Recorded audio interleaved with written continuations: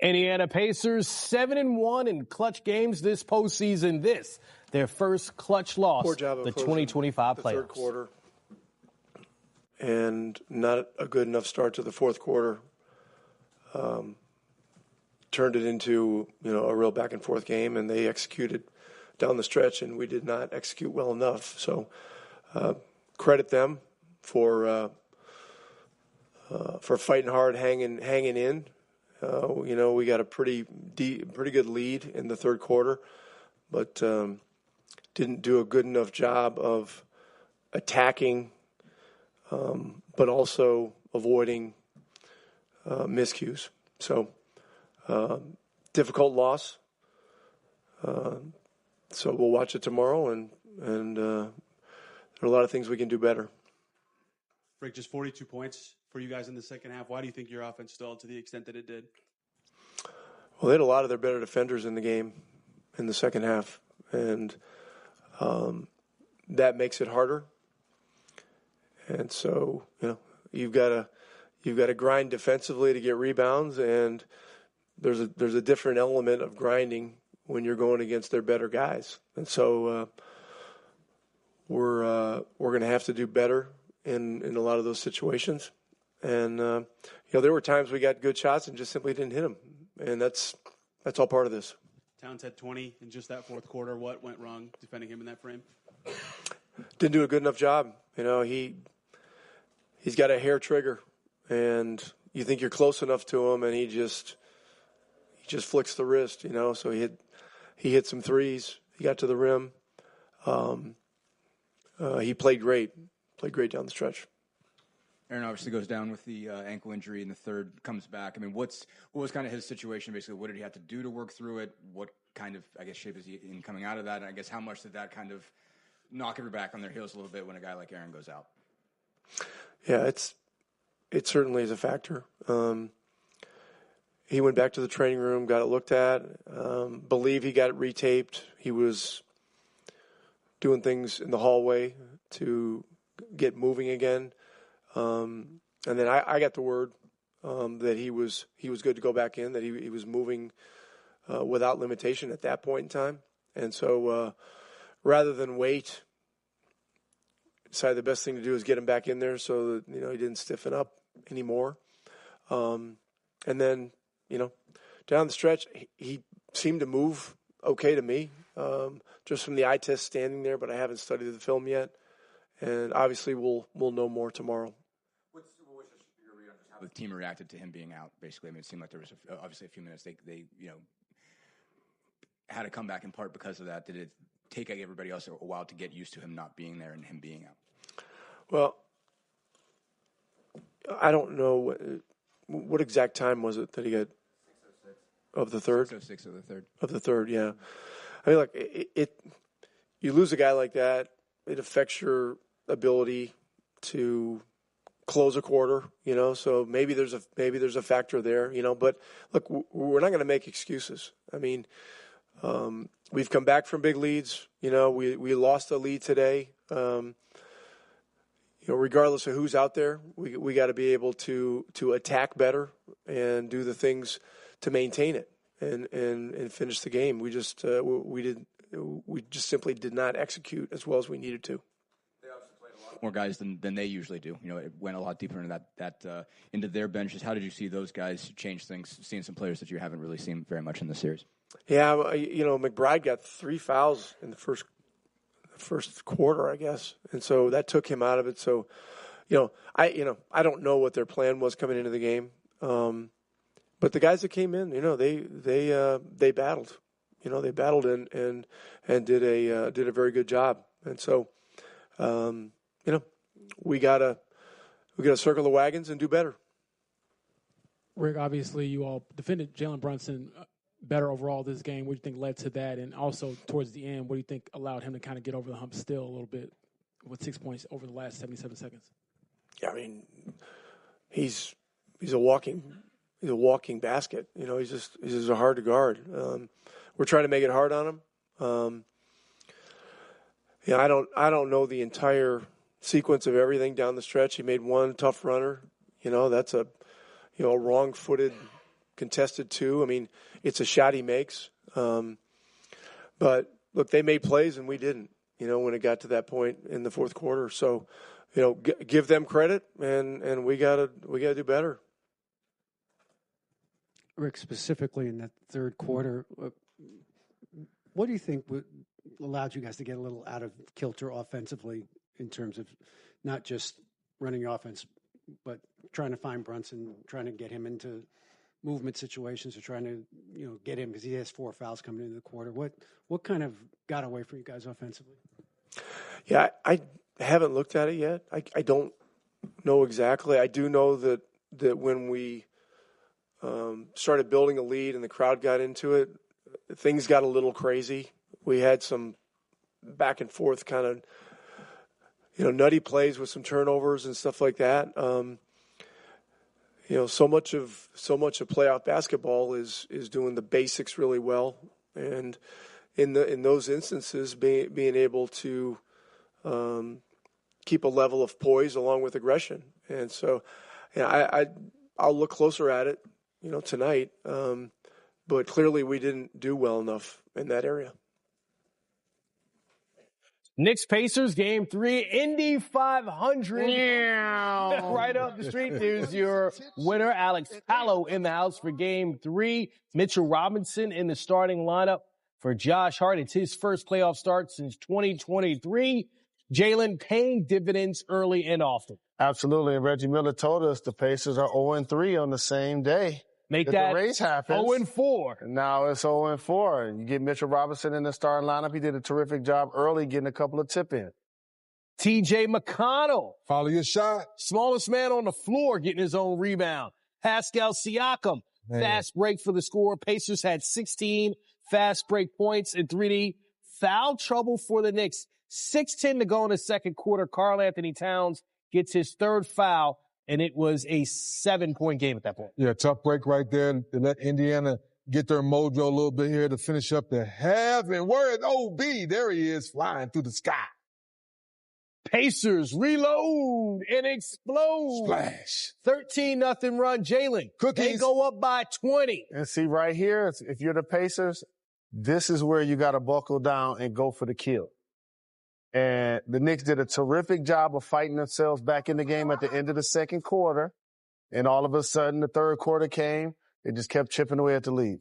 Fourth foul for Karl Anthony Towns. Only had 4 points through 3 quarters. In 3D, it felt like the Knicks didn't have fight at this point. It was unbelievable.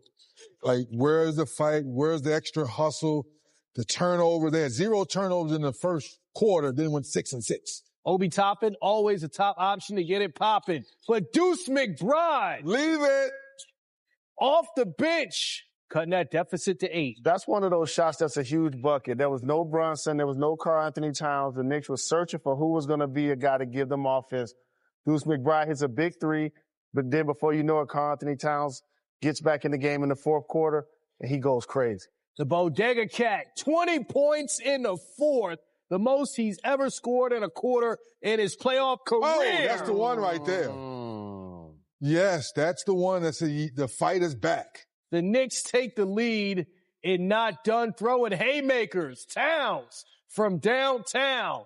Tween 3. Knicks up by 4. Jalen Brunson on the bench at that point comes back in with 1:37 to go. His legs look a lot fresher. Being in foul trouble, sitting down, fresh legs down the stretch. Miles Turner, desperation. Almost. Oh, in and out. Shots he's been making all playoffs. And it's the Knicks' first ever win at Gainbridge Fieldhouse. Place opened in 99, Jalen. Wow. 99. It was Conseco Fieldhouse initially. They get money in Indy, I see. Yes. When you change that name a couple of times. Here's Allie LaForce with Karl Anthony Towns.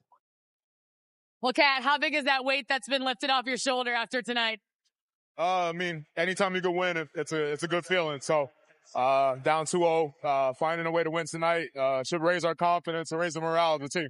Well, there was a stretch in Game 2 where you didn't get minutes. How did you refocus mentally to be such a massive contributor in that fourth quarter with a 20-point quarter for yourself? When I got a chance tonight, to do what I do in the fourth, I made sure I was going to seize the opportunity. And, I just wanted to go out there and give our team a chance to win. So I'm just happy I was able to do that. This was also the second time that the team went through a huge stretch without Brunson, and they put together an incredible winning performance. And what did you see from the entire unit with Brunson on the bench in both of those? Grit and continuity. This team is special. That locker room is special. I think, for us to have the grittiness that we have, it's because of the characters and the personalities and the sacrifice everyone in that locker room is willing to make. Thanks, Kat. We'll see you on Tuesday. Shout out to Dominicans, man, on Dominican Mother Day, man. There you go. Good work, Kat. So in a game 3D, we kind of mentioned this before, but you were talking to us about it like after halftime, you thought the Knicks would have a strong push. Then Karl Anthony Towns gets his 4th foul, and Jalen Brunson gets his 5th foul. And you said it, but the fight didn't come until that 4th quarter. Yeah, you correct me. I thought Cat had like 10 or 12 points. You like, no, he still only has 4. So then something was said to him. Was it Brunson going in foul trouble? Did the flow of the game change? No, it's the fight. He stopped selling for threes, which I love the three-point shot followers, but attacking the paint, that dunk that seemed like it got him going, posting up more, not letting the little guys off the hook. So tonight it was a night where Cat really showed up in a major way. So Knicks fans can hold their chest high that one of your superstars stepped up tonight in a major way. His three-point release looks a little funky because it's low, but it's fast though. Mm-hmm. And if you give him a little bit of room, he'll knock it down. But that's why it looks like it's a bad shot a lot of times. But he's proven that he can make it. But also one of the things that happened for the Knicks is they brought the toughness, and Josh Hart was one of the main catalysts of it, doing switches out on the perimeter, boxing out down low, grabbing 10-plus rebounds. McBride played quality minutes for them when Brunson was out, which, these aren't big stat lines, but you need Shamet to come in and knock down the 3 that he knocked down and play the minutes that he played, and then give Brunson a chance to work himself through a poor game for him overall, but the team found a way to hold him down and get the win. Yeah, and DeLon Wright, 13 minutes. We know that he's known for defense, and some of those minutes Jalen Brunson was not on the floor. Tyrese Haliburton, 20 points, 7 assists, and a loss for the Pacers. Ty, you guys scored just 42 in that second half. What did you see as the reasons your offense stalled for much of that? We had some missed shots, 5 for 25 from 3. That's not ideal. I thought I got to watch film to really see our offensive processes, what they really were. Felt like we got kind of stagnant on that end, but we'll see where we can get better, watch film, and be ready to go for game 4. What are you reading on the drives to decide to shoot or pass in this series? It felt like a lot of kickouts today. Yeah. I don't know, just trying to feel out the game, see who's rotating over, see who the rotations are. Obviously Mitch is their, main rim protector, so when he's coming over, just trying to make the right play. But yeah, I could definitely be better there. But again, I watch the film, see, my areas of improvement, see how I can get better for game 4. 20 from Cat in that 4th. What do you think you guys need to do better against that? Yeah, I thought we probably fouled too much down there. And then, he's just a guy who flick the wrist, he can see over guys 7 foot, big dude. So, we got to get up and just do a better job of showing help in the gaps. But yeah, again, just something we'll watch film on and correct. Just, how much did you see things kind of change when AA went down? He obviously comes back, but at that moment when you see a guy, considering what he's done, especially in these playoffs, go down, how did that kind of shake people up? And do you think it took a while to kind of get past that? Yeah, obviously it's not ideal. He's been such a big part of what we do, and he is such a big part of what we do. So it's not ideal to see.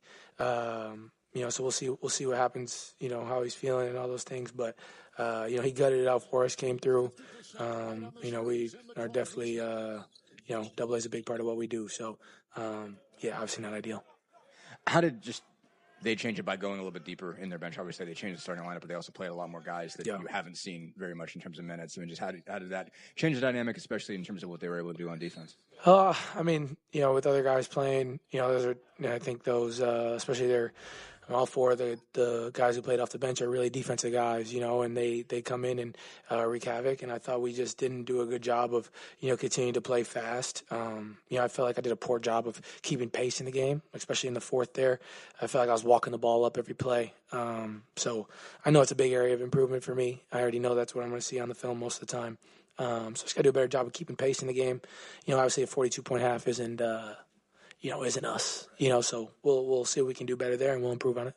I guess, was there a read thing as to why you were walking up the floor more? Was there? I mean, you obviously always throw the ball up. You always want to. And Yeah. Was something that was telling you, it's a good idea to slow it down. Well, I think just trying to get guys in the right positions. I think down the stretch, a game like this comes down to, 1 or 2 possessions. So just trying to execute the right way, get guys in the right spots.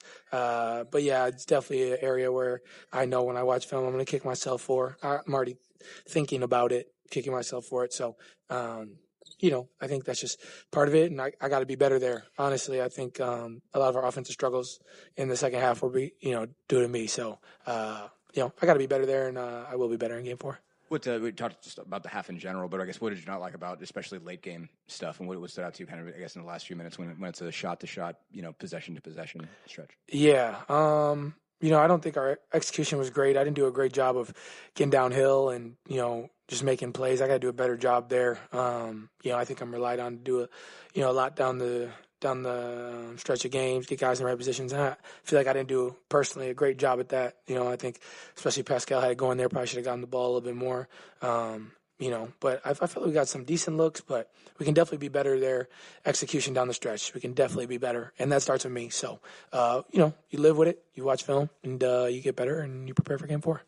Ty, being on the other end of like the tight game and kind of losing it this time, I guess what do you take away from it? And is there anything different? Like, do you look at the process or do you focus on the result? Like, how do you kind of look at it? Well, I mean, you got to focus on the result because it's 2-1. And that's a game that, we feel like we were in position to win and didn't do a good job in the second half. But I mean, it's always process. That's what it always is. Where can we get better? We feel like offensively we've had a great series thus far. I would say that was our first real bad half offensively. So we got to be better there. And then defensively, you hold that team like that's 106. That's you should win that game. So we got to. 100 points isn't us. So kudos to them. They did a good job, but there's definitely areas that we can improve on. And like I said, I'm sure we'll have a great film session tomorrow. Guys will watch film on their own tonight and tomorrow, and see where we can get better. It's one day in between games, so it is what it is. You watch film, then you just flush it and get ready for Game 4. Ty, that third quarter specifically, you guys were up 15 for good stretches, but it never expanded. Yeah. In fact, it went down. Yeah, so yeah. specifically in those minutes, what do you think happened? Yeah, it's just such a thing that I have to watch film to give you a better answer on. It felt like the game was just stuck there, which is a weird feeling. It felt like every time we scored, they scored. Every time we didn't, we got to stop. Never could, fully pull away. So again, I don't really know the real answer. I got to watch film and see where we can get better. There, I thought the ball got stuck a little bit. I felt like a lot of our turnovers came in the second half, which that could be wrong, right? I could be telling you the wrong thing, but I feel like we just did a better job of valuing the ball in the first half. So, yeah, it's something I got to watch film on, see where we can get better. But, yeah, that third quarter was definitely a weird quarter where it was just we never really pulled away, and it just kind of stayed in that 13 to 15 range. And then McBride made some big shots there late in the quarter, and that kind of gave him some momentum. We got a big dunk there to make it a 10-point game. And, we just didn't and I don't think we started the fourth right, ended the fourth right. And that's the most important thing with quarters, especially in the playoffs. So, it's a thing I have to watch film to give you a better answer on. But, definitely a weird flow to it. And it's just part of it. You'll watch it, see where we can get better. Last one. Yeah, Ty, you actually won the turnover battle, but one of the biggest stats that jumped up to me is they had scored 22 points off of turnovers, and you guys have scored only 8. Yeah. And do you think that might be because of some of these defensive guys that kind of stopped you guys in transition, so those live turnovers didn't hurt them as much? Again, that's the thing I have to watch film on. I thought decision-making probably wasn't the best, especially on my end. Had a couple bad turnovers there and in transition, missed a transition 3 on the right wing. Had the turnover, OG stole. So, I think we got to make better decisions there. But it's definitely a thing. You want to execute when you force turnovers to get rebounds. I mean, we run the rebound, or did we? No, we lost. No, you won it. Oh, we won the rebound battle. Yeah, so, I feel like Obviously, that's the biggest point of emphasis when you play this team, especially with them starting big and for us to still win the rebound battle. That's ideal for us. So we just got to do a better job of execution. But again, I think offensively the ball probably got a little too stagnant. And granted, we didn't make shots. It's a make or miss league. You shot 20% from, we got to shoot better from, we'll shoot better. That's not us, but you got to find ways to win, and we just couldn't do that today. So we'll see where we can get better. Watch film and be ready to go for Game 4. That was Tyrese Haliburton. Up next, we hear from the Knicks at the podium. This is Playoff Central Live presented by